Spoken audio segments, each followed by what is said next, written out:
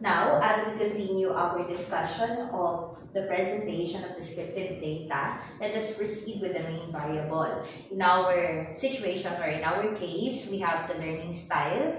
Now, in this table, we are going to present it with different item statements. Let us assume that there are more than 2. So let's assume that we have 6 item statements, 6 weighted mean, and verbal interpretation. We are going to use the grand mean instead of the average weighted mean.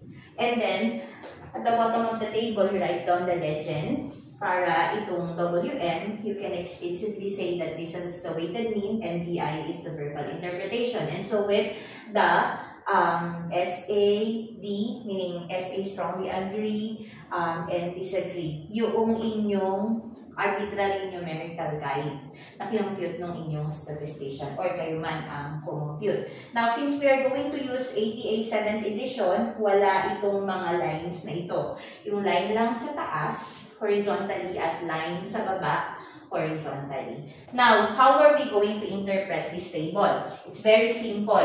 You just have to start it with the table reading. How do you read the table? Start it with a preliminary statement that Table 2.1 shows the learning style of the respondents in terms of visual.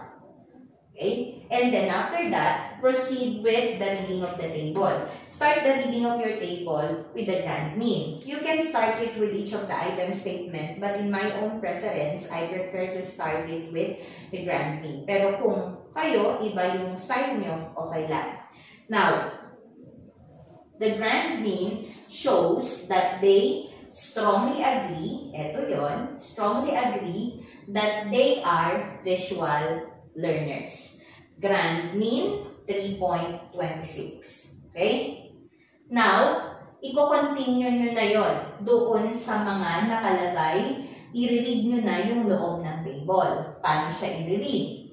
Nakalagay doon, hahanapin nyo muna ano yung item statement na may pinakamataas ang weighted mean.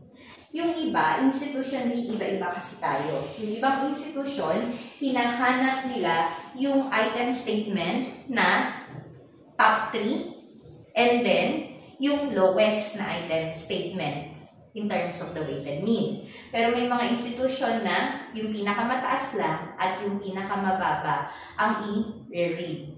In our institution, you can have 2 na pinakamataas na item statement and then isa na pinakamababa. Eh, paano ma'am? If nag-tie, ipapresent mo pareho yung item statement na may tie na weighted mean. So, how do we do that? Okay. This is the example. As visual learners, they strongly agree that they easily learn when they can see their teachers during discussion. Where did we find that? Kung titignan dito, so on na lang kasi ito tatlo lang yung sinulat natin na weighted mean. Ang pinakamataas ay 3.41. Anong item statement ang tumutugon dito?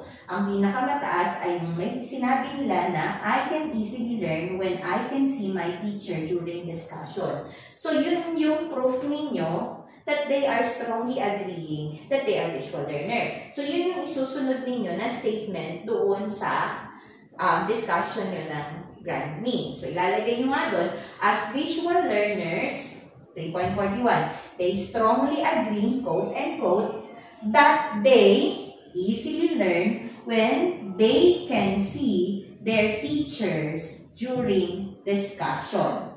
Open and close parentheses, weighted mean, 3.41. Okay? Kung meron pang isa, idudugtong nyo lang, and, for example, they prefer drawings and pictures. WM, open and close parenthesis, 3.33. Now, transition it. Ano naman yung lowest? Dito, ang nakita natin, merong 2.4. So, syempre, i-transition nyo yun. However, comma, they disagree that. And then, you state there your item statement. Okay, so that is again how you read the table.